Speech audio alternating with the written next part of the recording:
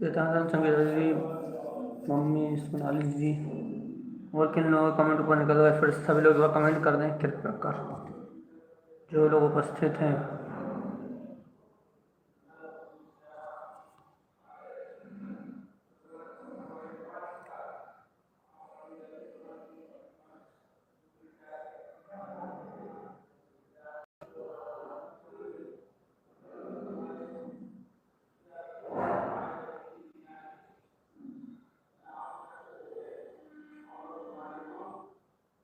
श्रेखा दीदी, चेतन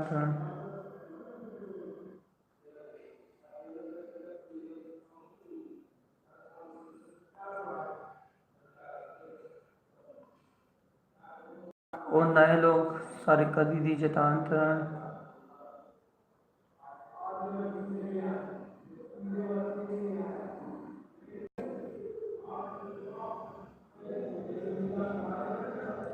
अजय समैया के नाम से कौन है दीदी? आप बता तो नाम अजय समैया कहाँ? हम बिल्कुल नहीं पहचान पा रहे। श्रेखा दीदी चेतांतरण बोल चुके हम पहले से। पुष्पता बोली चेतांतरण।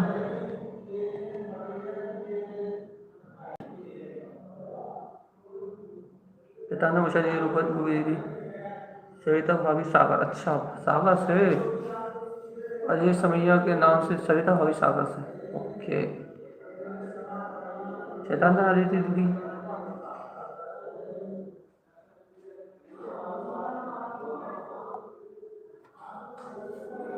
चेतांतरण दीदी,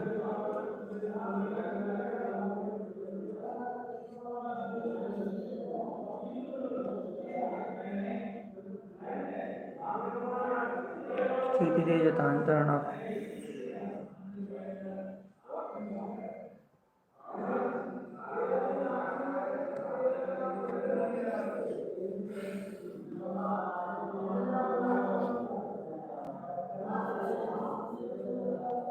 चलिए भाई,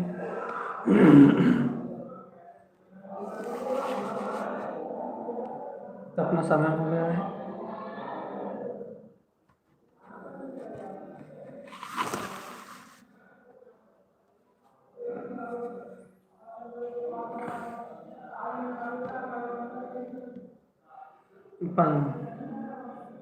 मंगलाचरण लेते हैं भैया।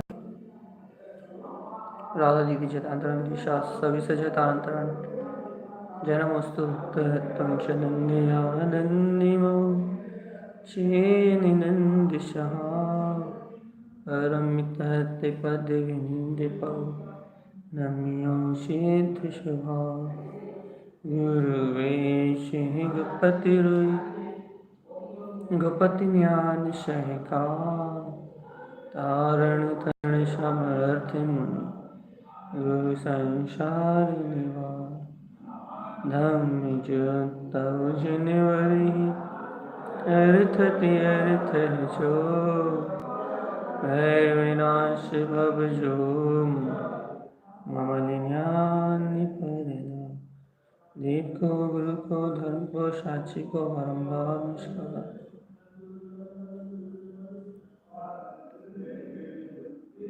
श्री मंगलाचरण। हर की धोवी समोसर उत्पन्न जयवंत हर की धोवी समोसर उत्पन्न जयवंत हर की धोवी समोसर उत्पन्न जयवंत हर की धोवी समोसर उत्पन्न जयवंत हर की धोवी समोसर उत्पन्न जयवंत हर की धोवी समोसर उत्पन्न जयवंत हर की धोवी समोसर उत्पन्न जयवंत हर की धोवी समोसर उत्पन्न जयवंत। बोलिए आचार्य संत धर्मलाचार्य जी महाराज की।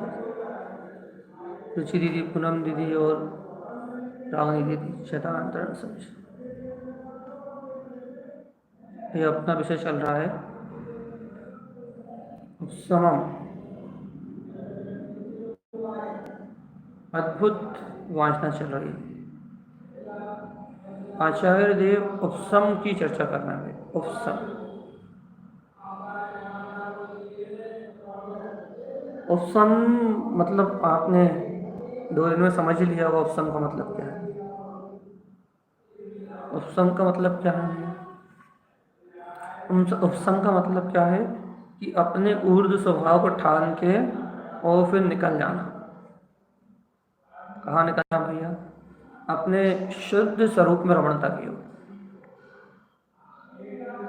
ऊर्ध्व श्रद्धा को धारण करके, ऊर्ध्व ज्ञान को धारण करके, ऊर्ध्व चारित्र को धारण करके, ये कहो ऊर्ध्व ममल स्वभाव को धारण करके अब रत हो जाना अपने ध्यान में, अपने ज्ञान में, और अपने ज्ञान ध्यान में रत होके समस्त संसार का दहन कर देना, समस्त संयोगी भाव का दहन कर देना, समस्त आसक्ति को नष्ट कर देना और परम आनंद में, परम सुख में अपने परमात्मा बने को पा लेना।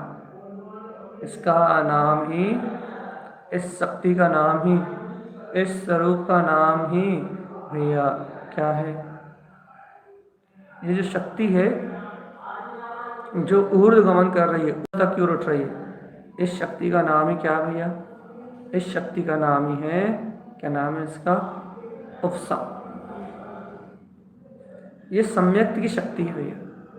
उपशम संयुक्त, जो उपशम रूपी शक्ति है, ये उपशम संयुक्त शुद्ध सम्युक्तम, ये शुद्ध सम्यक्त से संयुक्त होने वाली शक्ति है। और ये ज्ञानी साधक इस उपशम गुण की शक्ति को लेके गुण लहंती निर्माण भैया निर्वाण को प्राप्त करता है। इस उपशम नाम की शक्ति में ऐसा है क्या जो निर्वाण की प्राप्ति होती है भैया? जो उपशम नाम की जो आत्मा में शक्ति है, इस उपशम नाम की शक्ति से क्या होता है भैया? इस उपशम नाम की शक्ति से, जैसे कि अपन पानी में मलिनता होती है तो हम फिटकरी डालते तो क्या होता है? क्या होता है? फिटकरी डालते हैं तो जितना ही मल होता है वो नीचे बैठ जाता है, जितना ही मल होता है वो खत्म हो जाता है, और क्या बचता है भैया? कंचन निर्मल वत जल बचता है, एकदम साफ सुथरा बिल्कुल निर्मल जल का प्रकाश होता है ना, जो निर्मल ही कहते हैं, डालते हैं अपन, जैसे फिटकरी कहते हैं। उससे क्या होता है भैया? जितना मलिन पानी होता है वो नीचे जम जाता है, और जो निर्मल कंचनवत जल होता है वो निर्मल कंचनवत जल प्रकाशित हो जाता है भाई, एकदम साफ पानी, एकदम बिल्कुल ऐसा पानी बिल्कुल कंचन, बिल्कुल लेकिन शुद्ध विशुद्ध पानी निकल के सामने आता है। क्या हुआ ये? क्या हुआ भैया? उपशमन हो गया। कैसे उपशमन? क्या उपशमन हो गया? ये पानी में जो मल के प्रदेश मिले हुए थे, पानी और मल के प्रदेशों में जो एक मेघ बना था, उन पानी और मल के प्रदेशों में जो अभेदता थी, निर्मली ने, फिटकरी ने उस अभेदता को खत्म कर दिया, उस राग संबंध को खत्म कर दिया, और क्या दिखा दिया कि पानी पानी में है और मल मल में है। पानी अलग है, निर्मल है, विमल है, अपने स्वभाव से शुद्ध है, और मल भैया उसका स्वभाव ही नहीं, मल अलग था, ऊपरी आवरण था, घुला मिला था उसी के साथ, लेकिन उससे अलग था, उससे भिन्न था, ऊपरी आवरण था। तो निर्मली ने क्या करा भैया? मल को, उस आवरण को उस पानी से अलग करके दिखा दिया, पानी को कंचनवत कर दिया, निर्मल कर दिया, और मल को भैया अलग कर दिया। क्या हुआ भैया? भिन्न भिन्न हो गए, मल रूप शक्ति अलग हो गई, और निर्मली से निर्मल जल अपना गायक प्रकाश में स्वरूप स्पष्ट अलग हो गया। बिल्कुल ऐसे ही भैया, ऐसे ही उदाहरण एक जैसे, लेकिन आपको बहुत जल्दी समझ में आ जाएगा। बिल्कुल ऐसे ही ये जो उपशम गुण होता है ना, जो अंतरात्मा प्रशम की भावना होती है, प्रशम का मतलब समझते हो? कसायों से विरक्त होने की भावना, कसायों की मंदता की भावना। ऐसे जो अंतरात्मा में जो कसायों की मंदता की भावना होती है ना, राग देश कसायों से भिन्नता की जो भावना होती है ना, पर में सुखी दुखी होने का जो राग होता है, वो जो पर में सुखी दुखी होने की जो भावना होती है ना भैया, ये राग के कारण से होती है कि मैं सुखी मैं दुखी। ये सब फालतू चीज़ों के जितने विचार आते हैं ना, ये सही ये गलत, जितनी भी उलझन होती है ना, ये राग देश के कारण होती है, कर्म कसायों की तीव्रता के कारण होती है, शरीर से तीव्र राग के कारण होती है, घर से तीव्र राग के कारण होती है, सहयोगों में सुख की बुद्धि के कारण होती है, शरीर में सुख की बुद्धि के कारण होती है। अब ये दुर्बुद्धि को तोड़ने के लिए, ये कसाय बुद्धि को तोड़ने के लिए, ये उपसम गुण ऊर्ध्व स्वभाव वाला है, ये निर्मल के समान है। और जैसे उपसम गुण प्रकट होता है तो आत्मा के शुद्ध प्रदेशी आत्मा, एक शुद्ध भाव में आत्मा, निर्मल भाव में आत्मा एकदम अलग प्रकाशित हो जाता है। और भैया जो साथ में अशुद्ध भाव रूप कर्मल रूप पदगल वर्णाएं लगी हुई हैं, जे कचरा जितना भी है ये सब उपशमित होते होते नीचे बैठता जाता है और क्षय होता जाता है। पूरा पूरा एकदम झन झन झन झन झन झन झन झन झन झन पूरा क्षय होता जाता है भैया। जय है उपशम, जय उपशम कि क्या दिखाता भैया कि कर्म से, कसाय से, मोह से, राग से, काम से, विषय से, भोग से, सुख से, दुख से, संयोग से, पुत्र से, परिवार से, इष्ट वियोग से, इष्ट मर जाए, सारी दुनिया मर जाए, राग देश के सारे विषय छूट जाए तो तेरी आत्मा कुछ नहीं बिगड़ा। और अनिष्ट संयोग आधे पूरे कर्म के उदय आ जाए, सारे दुर्जन एक साथ मिलकर तेरे को चारों तरफ से घेर ले, पूरी दुनिया की बुराई तेरे को चारों तरफ से घेर ले, तो भी इस आत्मा का कुछ नहीं कर सकती, कुछ नहीं कर सकती, कुछ नहीं कर सकती, बाल बाका नहीं कर सकती। क्यों? क्योंकि बाल बाका होता अपनी कसाय से, अपनी राग भावना से, अपनी आसक्ति से, अपने पाप भाव से, अपनी आसक्ति से, अपने मोह के भाव से आत्मा का बिगड़ता है, कुछ भी बिगड़ता है। आत्मा का पर के भाव से कुछ बिगड़ नहीं सकता। कितना बड़ा सिद्धांत है, कोई पी जाए। आत्मा का सुख दुख आत्मा के अपने परिणाम से होता है। यदि आपको राग देश के परिणाम अच्छे तीव्र हैं तो आपको कोई सुखी नहीं कर सकता, और यदि आपको राग देश के परिणाम तीव्र नहीं है तो आपको दुनिया के सारे उपसर्ग एक साथ आ जाए तो कोई भी आपको विचलित नहीं कर सकता। अरे कमठ का जीव और पारसनाथ का जीव 10 भाव तक, एक भाव नहीं, पारसनाथ के भाव में तो वो तीर्थम करते, तब तो कुछ होना ही नहीं था, लेकिन पूर्व के 10 भवों तक वो जीव उपसर्ग करता रहा, और 10 भवों तक पारसनाथ दया करते रहे, क्षमा करते रहे। लेकिन जीता कौन? जिसने दया करी। 10वें भाव तक पारसनाथ जीतते रहे और जीत के दया करते रहे, और 10 भाव तक वो उपसर्ग करता रहा और वो हारता रहा 10 भाव तक। आखिरी में ऐसा हारा, 10वें भाव में ऐसा हारा, पारसनाथ की जीत के सामने ऐसा हारा कि वो कमठ नहीं रहा, वो कमठ के कर्म के गट्ठा टूट गए। उसने उस परम सत्य को, सम्यक रत्न को प्राप्त कर लिया। वैरागी हो गया कि कब तक मैं उपसर्ग करूंगा, सहन करने वाला तो कुछ कह ही नहीं रहा, क्षमा करता जा रहा। टूट गया कमठ अपनी कर्मों की कोरता से। लेकिन पारसनाथ जैसे जीव थे जो 10 भाव तक सहन करते रहे और बिना गिलानी के। बात तो क्षमा दान की थी, बात तो अहिंसा को क्या कहते हैं, अहिंसा को व्यक्त करने की थी। भगवान आत्मा यहाँ चर्चा ये चल रही है, वे उपशम है क्या? यही उपशम है कि जहाँ कर्म कसायों की आग ना जले, ये उपशम है भैया। और यदि कर्म कसायों की आग जले तो उपशम का रस सींचा जाए, जिन वाणी के अमृत से सींचा जाए उपयोग को, जिन वाणी के रस से सींचा जाए आत्मा को, जिनेंद्र भगवान की वाणी के रस से मथा जाए अपनी आत्मा को, और पूछा जाए अपनी ज्ञान में आत्मा से कि आत्मा तू सत्य में बता कि तू उपशम रस से भरा हुआ, आनंद रस से भरा हुआ, अपने अमृत रस से भरा हुआ ज्ञान पिंड है, तुझे किसका कलेश है, तुझे काहे का भय है, तुझे कौन दुखी कर सकता है, तुझे कौन सुखी कर सकता है, तुझे कौन पामर कर सकता है, तुझे कौन पराधीन कर सकता है, तू तो ये बता कि तू है कौन। तो ये बताओ कि तू है कौन? तो आनंद कंद है, आनंद कंद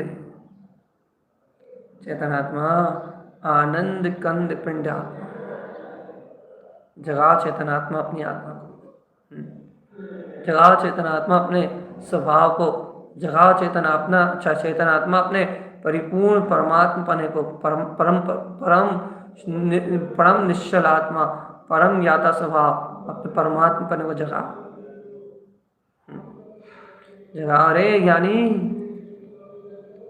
हो ज्ञानी, हो ज्ञानी, अपने परम अतीन्द्रिय आनंद को जगाओ। ये देखो देखो देखो देखो देखो, और सम गुण लहती निर्माण। देखो भैया वापस पांचन कर अपन गुरु महाराज की गाता है, 2 दिन से आनंद बरस रहा नहीं बरस रहा, एकदम आनंद बरस रहा। क्या कह रहे गुरु महाराज? उपसम ऊर्ध्व स्वभाव। तो भैया उपसम गुण क्या है?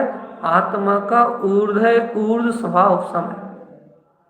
उपसम संयुक्त, ऐसे उपसम की भावना से संयुक्त जीव शुद्ध सम्यक्तम, अपने हृदय में शुद्ध सम्यक को जानता है, अपने में शुद्ध सम्यक की शक्ति को पहचानता है। और क्यू उपसमापि शुद्धम, भैया क्षायक श्रेणी में या उपसम श्रेणी में आरोहण करता है, कोई कर्मों की बाधा को नहीं देखता, चौथे गुणस्थान में पहुंचता है, सीधा गुण श्रेणी आरंभ करता है, पहले से सीधे चौथे में, और फिर पुरुषार्थ जगा के क्षयोपम सम्यक दृष्टि हो क्षायक सम्यक दृष्टि होता है, जो भी सम्यक प्राप्त कर ले वहां से अपना फिर पुरुषार्थ जगा के 5वें गुणस्थान में जाता है। 5वें गुणस्थान में अच्छे से नियम व्रतों का पालन करता हुआ, साधु पद की तैयारी करता हुआ, 7वें से सीधा 7 से अप्रमद गुणस्थान से सीधा 7 से होके 8वें 9वें 10वें और 11वें या 12वें गुणस्थान में जाके यथाख्यात चरित्र में अपनी अंतरात्मा का अतीन्द्रिय रस होता है। ये रस ये उपसम गुण लाहिती ने माना। जो आत्मा की निश्चलता का जो रस है ना, मायाचारी से रहित, कसाय से रहित, कर्म से रहित, भोग से रहित, वैसे वासनाओं से रहित, ये जो अतीन्द्रिय आनंद का रस है ना चेतना, अतीन्द्रिय सुख का जो झरना चल रहा है ना, कसाय से रहित अतीन्द्रिय भाव का जो रस पी रहा हो ना तुम, अतीन्द्रिय रस को जो रसपान कर रहे हो, वो अतीन्द्रिय रस ही उपसम गुण लहती निर्माण को देने वाला है। उपसम उपसम उपसम, अपने अंतर में जागो बस, अपने अंतर में चेतो बस, अपने अंतर में ध्यान लगाओ बस। क्या ध्यान लगाए भैया, क्या चेते भैया? अरे अपनी परम वीतराग ध्रुव सत्ता अपने में जगमगा रही है, अपने वीतराग स्वभाव में चेतना हो पाना। देखो आचार्य तानसा कह रहे हैं, सुनो, उपसम सहयो जीवा, जो जीव उपसम परिणाम सहित होता है, तो गुरु महाराज उपसम परिणाम वाले जीव के अंतर में क्या घटता है ये बता रहे हैं कि सम्यक का उपसम गुण जिन जीवों को प्राप्त हो जाता है उनके अंदर क्या घटता है, क्योंकि वो क्षायक श्रेणी और उपसम श्रेणी पर आरोहण करते हैं। क्या घटता है उनके अंदर कि वो ये गुण श्रेणी आरोहण करके अर्यंत दशा 13वें गुण स्थान को प्राप्त कर लेते हैं। क्या घटता है?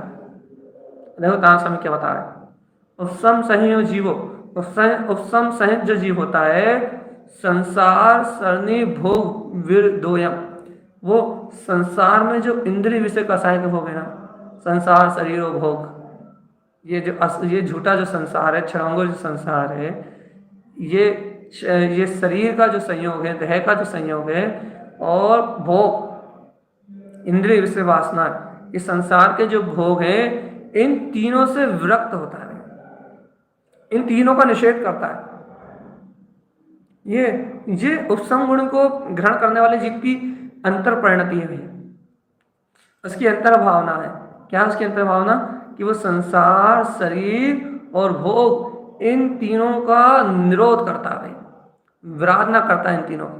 अनंत काल से जो संसार शरीर भोग में मदमस्त रहा, भूला रहा अपने निज आत्मा को, भूला रहा अपने निश्चेतन आत्मा को, कभी स्मरण ही नहीं आया इस संसार में, इन शरीर में और इन 5 इंद्रिय के भोगों में रत होके, मन की इंद्रिय वासनाओं में लिप्त होके कभी इस आत्मा को अपनी गायक में प्रभुता का बोध ही नहीं आया, भूला रहा, अचेतन बद बना रहा।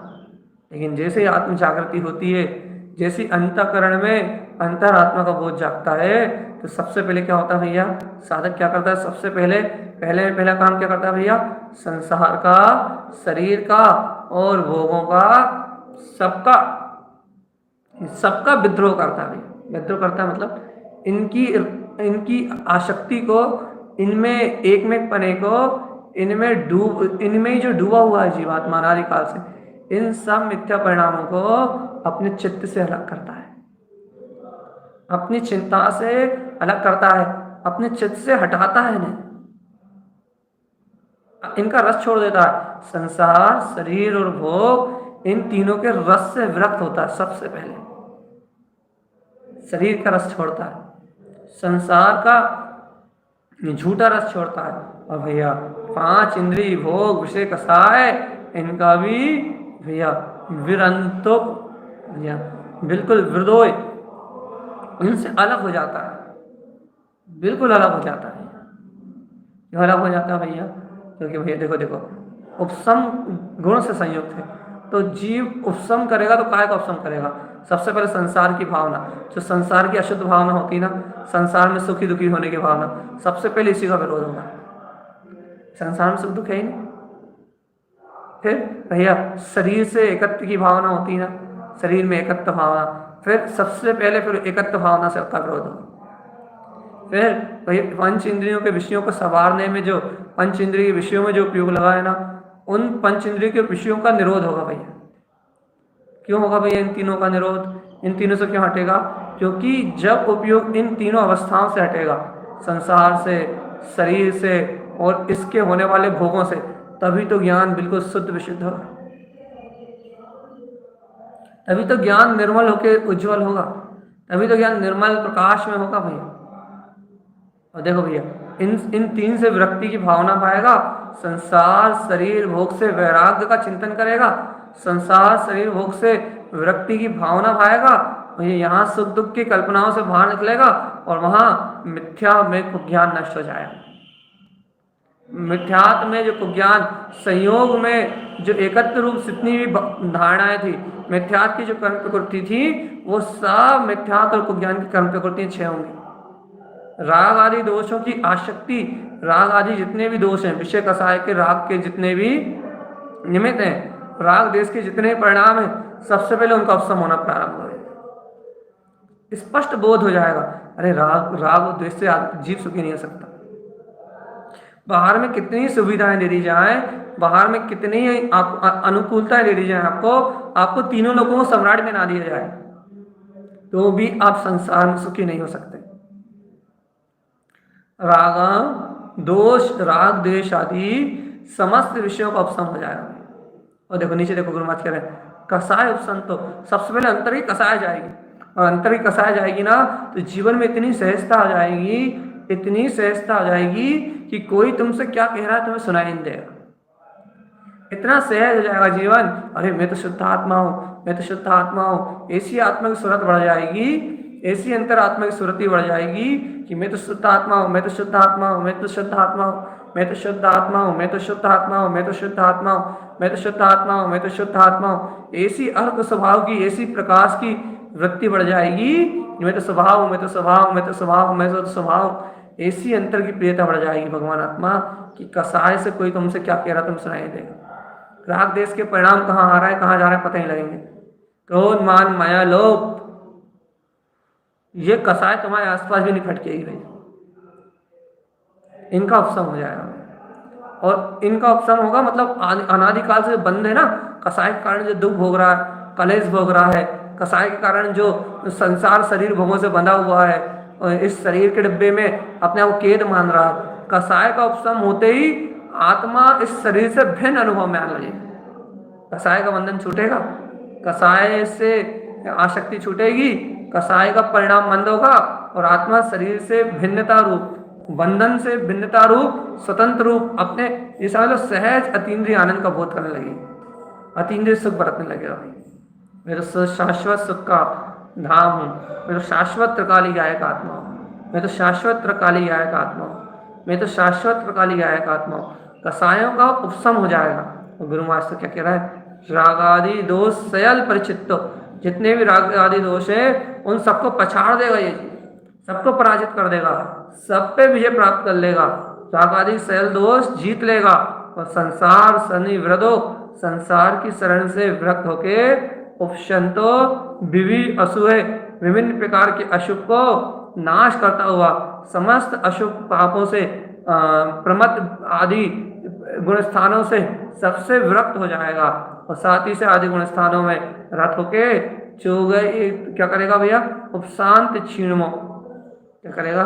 क्षीणमो गुण स्थान में प्रवेश करेगा। जैसे 12वें गुण स्थान में भावलिंगी साधु समस्त मोहे और घातीय कर्मों का क्षीण करके 13वें गुण स्थान को प्राप्त कर लेते हैं बिना कोई बाधा के, वैसे ही उपशांत क्षीणमो गुण स्थान के प्रसाद की तरह ये जीव भी मिथ्या दर्शन संपूर्ण रूप से मिथ्या दर्शन के समस्त परिणाम का उपशम करके अपने उपशम गुण में आचरण करेगा। मिथ्या दर्शन रूप समस्त परिणामों का नाश कर देगा। मोह की सारी प्रवृत्तियों को, दर्शन मोह की सारी कर्म प्रवृत्तियों को पूर्ण रूप से विध्वंस कर देगा और चौगई गमना गमन, 4 गति में गमना गमन का उपशम कर देगा और लहे निर्माण को प्राप्त कर लेगा। चेह प्रसाद कब करोगे अब ये बता दो बस। अब देखो, अब ये चर्चा होनी रोज भैया, एक ही एक चर्चा होनी है बस। ये पुरुषार्थ तुम्हारी आंखों के सामने, ये मोक्ष सिद्ध सलाह तुम्हारी आंखों के सामने, ये तुम्हारा वीतराग विभव तुम्हारी आंखों के सामने, ये तुम्हारा अनंत सब तुम्हारी आंखों के सामने। तुम कसाय का उपशम करो, भोग का उपशम करो, मिथ्या को ज्ञान का उपशम करो, राग दोष का उपशम करो भैया। सारे विज्ञान सारे अज्ञान में परिणाम को आग लगाओ और जहां प्रकाश में स्वभाव तुम्हारे सामने प्रकट जाए, जहां विकार परिणतियों का करो उपशम और वहां निर्विकार आत्मा जगमगा उठे। जहाँ अशुद्ध भाव का करो उपशम और वहां शुद्ध भाव में परम प्रकाश में अंतर ज्योति जगमगा जाएगी। अरे लोग बहुत कहते हैं भैया हमें अपना ध्रुव प्रकाश नहीं दिखता, हमें अपना करोड़ों सूर्यों जैसा प्रकाशमान आत्मा नहीं दिखता भैया, हमें रोम रोम में आनंद नहीं आता भैया, हमें आत्मा विगसती नहीं है भैया, हमें ऐसा हर्ष नहीं होता कि आत्मा नाचने लगे, आत्मा नृत्य करने लगे, जोर जोर से उत्सव मनाने लगे भैया, हमें ऐसा आनंद नहीं आता भैया। ऐसा आनंद उन्हें आता है जिनके अंतर में थोड़ा बहुत कर्म कसायों का उपशम हुआ। जिनके अंदर तीव्रता से होता है उनको तो ये छाई गुण, ये क्षीण गुण स्थान से प्रसाद दिखाई देता, वो तो मोह आदि में रस्ते ही नहीं, वो तो मिथ्या दर्शन को उखाड़ के फेंक देते हैं।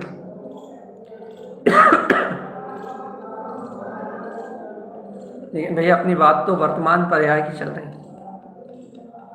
अब भी हाली कि ऊर्ध्व स्वभाव पर दृष्टि जाती है, यदि अपन ऐसे ऊर्ध्व स्वभाव में रत रहते हैं तो अब भी हाली इसी समय परम अतीन्द्रिय आनंद बरस पड़ेगा। अब भी हाली इसी समय हम कितने बार कहते हैं, आपको ये बात का विश्वास नहीं होता, इन कसायों के पीछे, इन 4 कसायों के पीछे 4 चतुष्ट छुपे हुए हैं। इस दर्शनावर्णी कर्म के पीछे अनंत दर्शन छुपा हुआ है, केवल दर्शन पे छुपा हुआ है। इस ज्ञानावर्णी के पीछे केवल ज्ञान छुपा हुआ है भैया। बार बार आपसे कहते हैं भैया कि इन अशुभ भाव के पीछे अपना शुद्ध उपयोग छुपा हुआ है। इन क्या बोलते संसार शरीर भोग के पीछे अपना करोड़ों सूर्यों से ज्यादा अर्क ध्रुव समोषण छुपा हुआ है। मिथ्यात्व ज्ञान से बिल्कुल पीछे सम्यक ज्ञान, सम्यक दर्शन और सम्यक चारित्र, ये सब छुपे हुए हैं। राग आदि कसाय को छोड़ो, अभी तीनों रत्न तरह जगमगा जाएंगे, तीनों के तीनों एक साथ जगमग जगमग जगमग जगमगा उठेंगे। चैतन्य की शक्ति जगमगा जाएगी, यहीं छुपी हुई। लेकिन भैया आप उपशम नहीं करते ना, आप कर्म कसाय को उपशम नहीं करते ना, आप उपशम गुण से संयुक्त नहीं होते ना, आप सम्यक की भावना से संयुक्त नहीं होते ना, आप सम्यक की स्वीकारता से संयुक्त नहीं होते ना, सम्यक का पुरुषार्थ अंत से नहीं जगाते ना, इसलिए शक्तियाँ छुपी रहती हैं।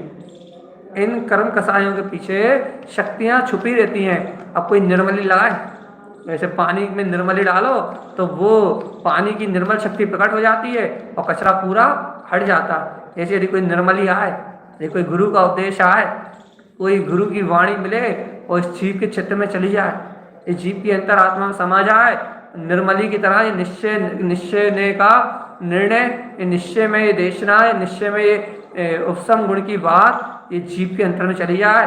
ये उपसम गुण की निर्मली, सम्यक की निर्मली जीव के हृदय में स्वीकार हो जाए। जीव इस उपसम की निर्मली को अपने अंतर में, अपने हृदय में घोल ले, इस निश्चय को स्वीकार कर ले। अब भी आली जितनी कर्म कसाय रूप परिणाम मलिन अवस्था है ना, सारा कचरा नीचे जम जाएगा। अब भी आली दृष्टि से अलग हो जाएगा और शुद्ध प्रकाश में अपना वीतराग तत्व जगमगा जगमग जगमग हो रहे। भैया जिसको आनंद आ रहा है वो तो आनंद लेगा। ऐसा लग रहा है भाई क्या चर्चा कर रहे हैं आप, वैसे क्या समझाएं कि क्या चर्चा कर रहे हैं, कि बुद्धि से बहुत अलग चर्चा है। ये बुद्धि को समझाने को समझने को नहीं कह रही, ये तो गुरु महाराज की बात कह रही। गुरु महाराज कह रहे हैं क्षीण मोह, भैया क्षीण मोह स्थान में जाओ और जल्दी से संसार से छूटे। गुरु महाराज कह रहे हैं उपसम, और पहले उन्होंने उपसम श्रेणी और क्षायक श्रेणी कहा। भैया उन्होंने कहा दोनों में से कोई सी भी श्रेणी को अपना लो, लेकिन भैया दोनों में से कोई सी भी अपनाओगे तो कसाय रहे जैसा कि आचार्य को 11वें स्थान तक प्राप्त कर लो। लेकिन क्षायक को अपनाओगे तो सीधे 12वें में जाओगे, और 12वें में जाके ये समस्त घातीय कर्म से विरक्त हो जाओगे। तो वहां श्रेणी आरोहण करवा रहे हैं और अपन वो कह रहा है अनमोय जिन श्रेणी कलन मुक्ति हम। चलो अनुमोद न करो जिन श्रेणी मार्ग की, वो मुक्ति में गमन करो। अनमोय जिन श्रेणी कलन मुक्ति गाम लो कह रहे हैं वो, ये जिन श्रेणी में आरोहण करो और सिद्ध भगवान हो जाओ। स्त्री पर्याय पुरुष पर्याय कुछ मत देखो, कुछ मत मानो इनको, इन अज्ञान भाव को कुछ नहीं मानो, इन अज्ञान भावनाओं को कुछ मत मानो, इन अज्ञान भावनाओं में बिल्कुल भी मत उलझो, इन अज्ञान भावनाओं में बिल्कुल भी रत मत हो। तुम तो जिन श्रेणी आरोहण करो, जय जयकार मचाओ, चलो सिद्धि मुक्ति में विलास करेंगे। आचार्य तारण स्वामी ऐसा कह रहे हैं। और अपन क्या कर रहे हैं भगवान आत्मा, अपन क्या कर रहे हैं?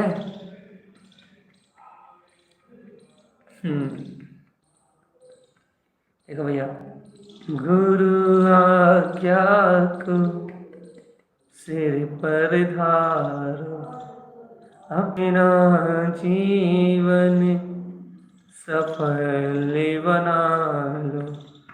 सद्गुरु ध्यान धरो भैया, पार लगाएगा तेरी नैया। जय गुरुदेव, जय गुरुदेव कहो भैया। अरे मान लो रे, गुरु तारण तारण की सीख मान लो और चलो। अब यहाँ ठहरना नहीं अपने को। देखो चक्कर, देखो गुरु महाराज उपसम गुण के साथ सीधे श्रेणी आरोहण का प्रसाद बोल रहे हैं। क्यों क्यों कह रहे हैं भैया? क्योंकि गुरु महाराज हर गुण की पराकाष्ठा को बोलते हैं, हर गुण की पूर्णता को बोलते हैं। और उपसम गुण की पूर्णता तभी है जब वो कर्म कसाय और सारे राग आदि भाव का उपसम, मिथ्याद आदि भाव का उपसम करके जब वो अपनी श्रेणी मार ले तो वही उपसम गुण की विशेषता है, और नहीं तो उपसम गुण की कोई विशेषता ही नहीं। सम्यक के साथ उपसम गुण है इसलिए कि वो तुम्हारे सारे कसायों का नाश कर दे, समस्त विकारों को नाश कर दे। इतना सरल थोड़ी ना सम्यक शुद्धम हृदय ममस्तम कहना। और सम्यक तो शुद्धम हृदय ममस्तम वो कह सकता है जिसकी शक्ति ये उपसम गुण में, भक्ति में, अभी भक्ति गुण आएगा, उपसम गुण की भक्ति में लीन हो, जिसकी शक्ति, जिसको उपसम में शक्ति का बोध हो, वो कह सकता है कि हाँ मैं सम्यक गुण का धारी।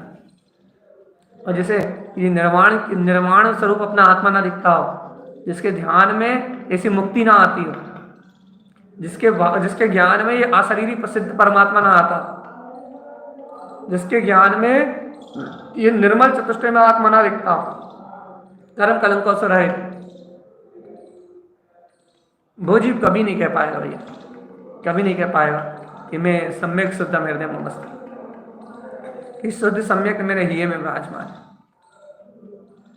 क्योंकि जिसके हिये में सम्यक है उसके हिये में कसाय नहीं होगी, जिसके हिये में सम्यक है उसके हृदय में दुख नहीं होगा, जिसके हृदय में सम्यक है उसके हृदय में शल्य और चिंता नहीं होगी, जिसके हृदय में सम्यक है उसके हृदय में भैया कोई विकार, कोई अज्ञान, कोई मोह, कोई भी प्रकार का अशुद्ध भाव उसके हृदय में नहीं होगा। सम्यक स्थान निवासंती शुद्धम, सम्यक शुद्ध स्थान में निवास करता है, शुद्ध तकालिक सत्ता में निवास करता है, पंचदीप्ति में निवास करता है, ऊर्ध्वगामी गगन स्वभाव में निवास करता है, वो सम्यक है।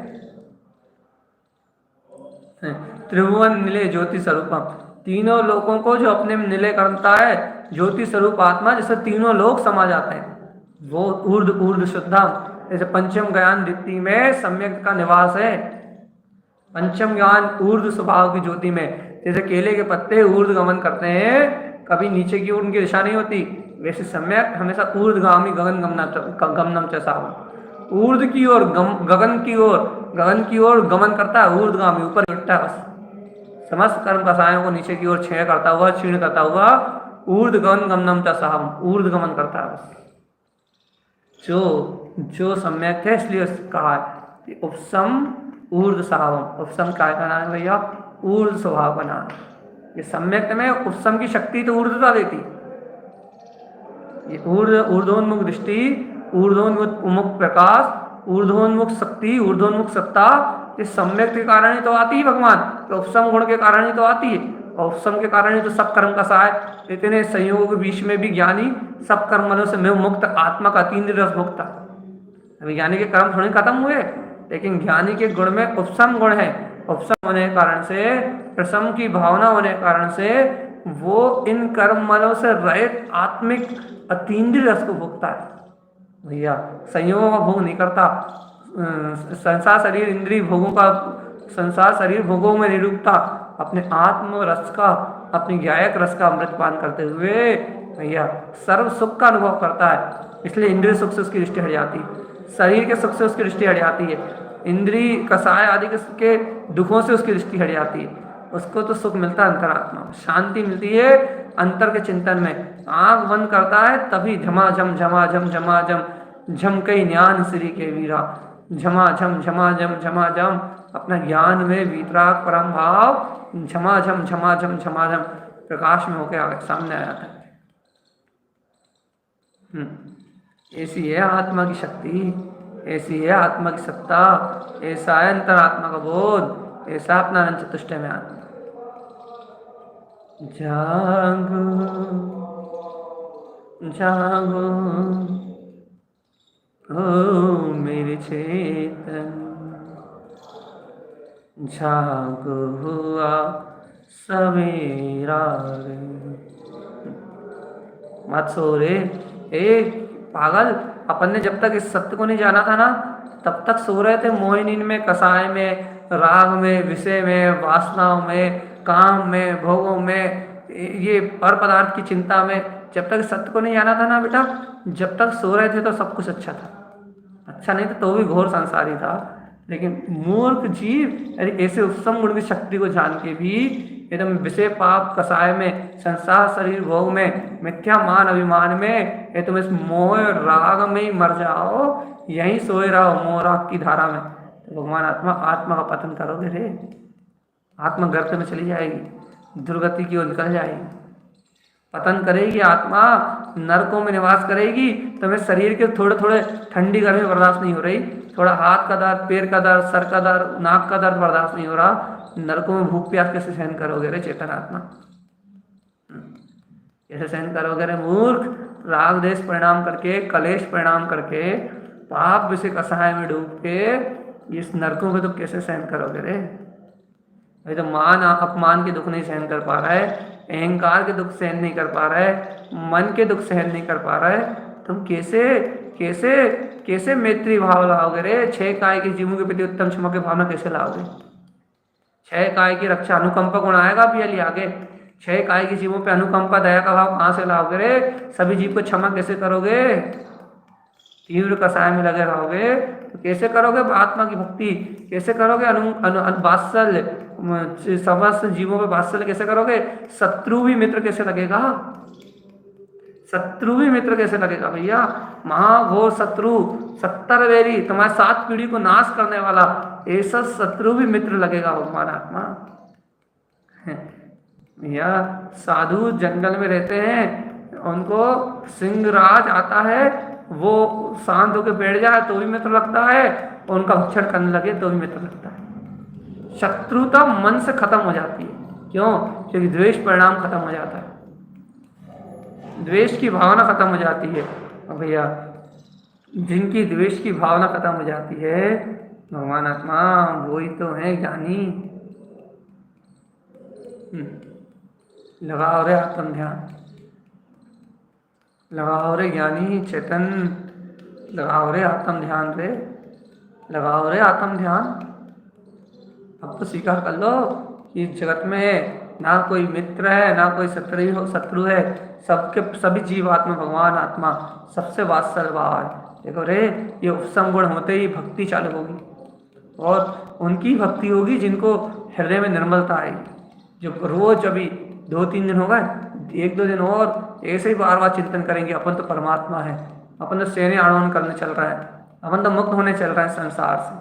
जो निरंतर इस भावना से जिनका चित्त पवित्र हो जाएगा, जिनकी कसाएं उपशमित हो जाएंगी, जिनकी कसाएं हल्की पड़ जाएंगी, उनको भक्ति में ऐसी गुरुदेव की भक्ति आएगी, व्यवहार में और अंतरात्मा में अपने अंतरात्मा की, अपने शुद्ध आत्मा की ऐसी रोम रोम से डुबाने वाली भक्ति आएगी, आत्मा को तार तार करने वाली ऐसी अंतर की भक्ति प्रकट होगी कि आंसुओं की ढाल लग जाएगी, भक्ति और आनंद में डूब जाएंगे वो अपने स्वभाव के, और उस भक्ति से सारा को ज्ञान अज्ञान मोह जितने शेष कर्म प्रकृतियां सब नाश हो जाएगा भाई, सब खिर जाएगा।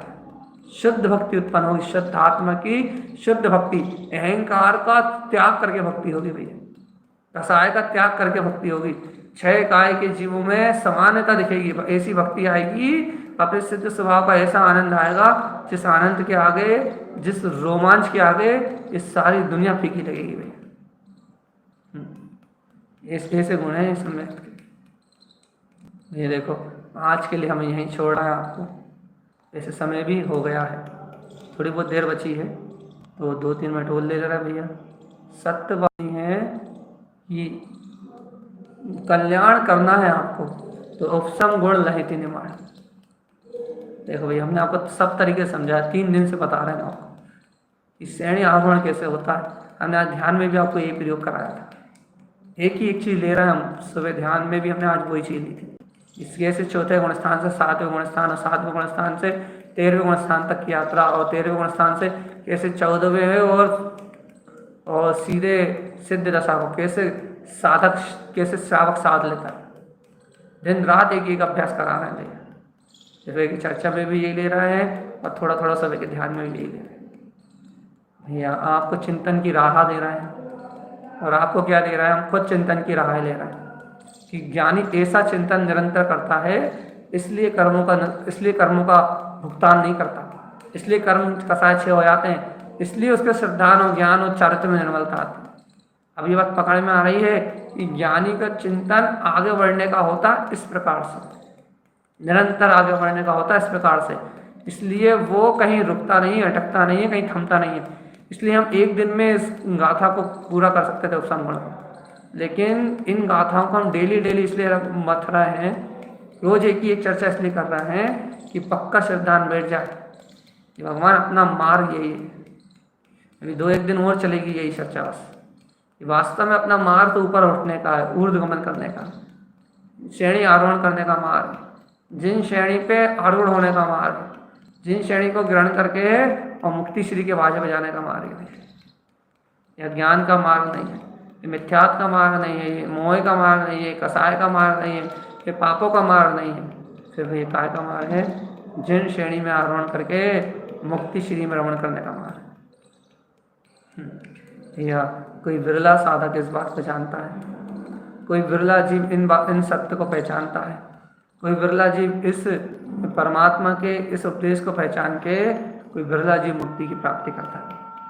अपन सब विरले जीव में बने भैया, अपने जीवन में धर्म का ऐसा ही प्रकाश हो, आत्म तत्व का उत्साह हो, सम्यक की हुंकार हो, ज्ञान स्वभाव की ललकार हो, आत्म तत्व का बोध हो, वह मुक्ति की जय जयकार हो, तो अपने जीवन में कल्याण है, तो अपने जीवन में आनंद है, तो अपने जीवन में मुक्ति है।